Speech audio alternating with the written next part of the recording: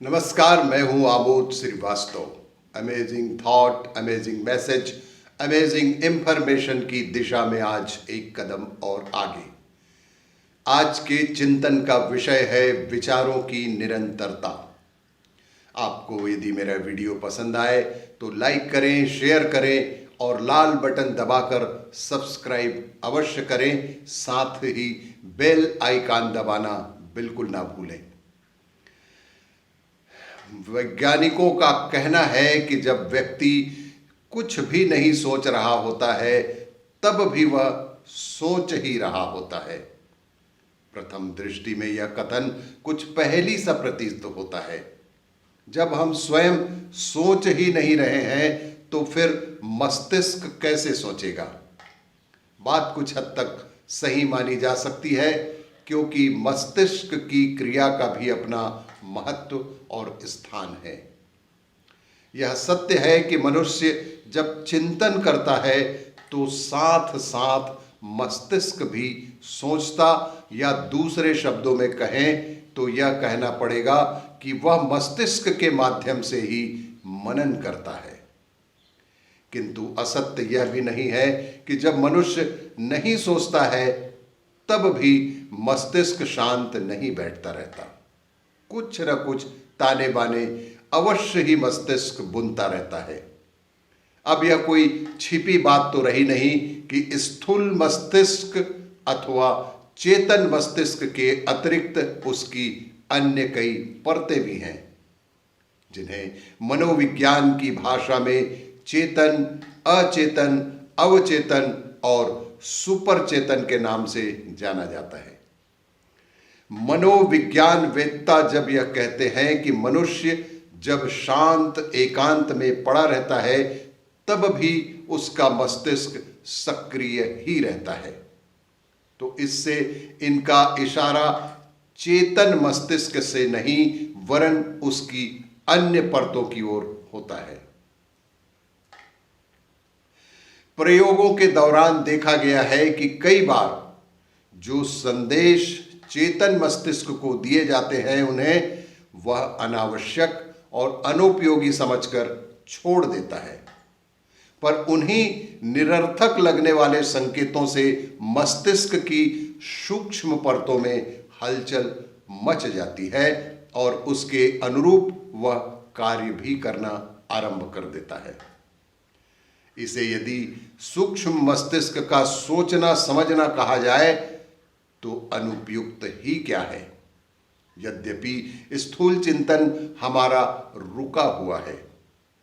इसी सिद्धांत पर मनोविज्ञान की मनश्चिकित्सा पद्धति आधारित है। मनःशास्त्रियों ने इसी सिद्धांत के आधार पर अनेकानेक प्रयोग कर यह निष्कर्ष निकाल दिए हैं कि यदि चेतन मस्तिष्क को उपयुक्त संदेश दिया जाए तो अवचेतन मस्तिष्क में घुसी विकृतियों, व्यसनों, कुंठाओं और रोगों को निकाल बाहर किया जा सकता है।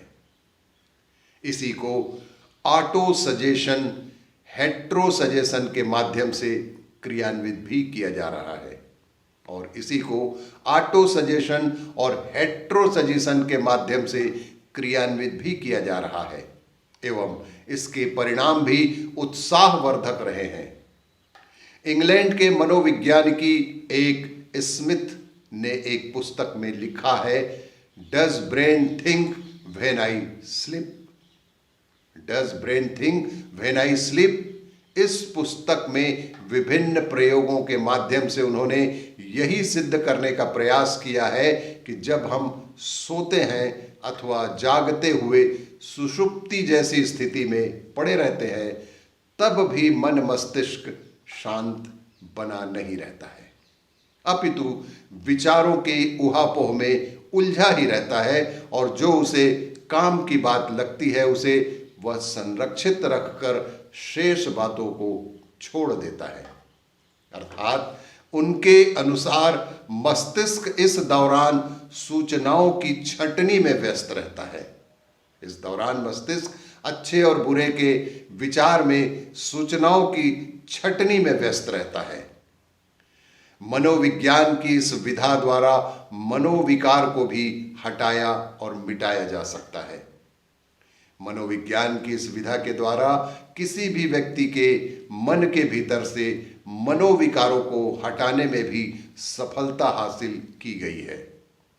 यदि हम चेतन मस्तिष्क को बार बार कोई सूचना दें तो देखा गया है कि अनेक प्रयासों के उपरांत वह मस्तिष्क की सूक्ष्म परतों में धंस जाती है एवं वैसे ही क्रियाएं और परिस्थितियां विनिर्मित करने लगती हैं जैसा संदेश में दिया गया होता है। यद्यपि सूचनाएं दिन में कुछ ही बार देनी पड़ती हैं, यद्यपि ये सूचनाएं दिन भर में कुछ बार ही देनी पड़ती है, किंतु अवचेतन मस्तिष्क उस आधार पर अहर्निश कार्य करने लगता है। सूक्ष्म मस्तिष्क की इन्हीं विशेषताओं के आधार पर यदि यह कहा जाए कि तब हम नहीं सोचते हैं, तो भी मस्तिष्क सोचता रहता है कि जब हम कुछ भी नहीं सोच रहे होते हैं तब भी हमारे मस्तिष्क में कुछ न कुछ चलता ही रहता है, तो इसमें अतिशयोक्ति नहीं होगी। और भी इसी तरह की जानकारियों के लिए देखते रहिए मेरा वीडियो। लाइक करें, शेयर करें और सब्सक्राइब अवश्य करें। धन्यवाद।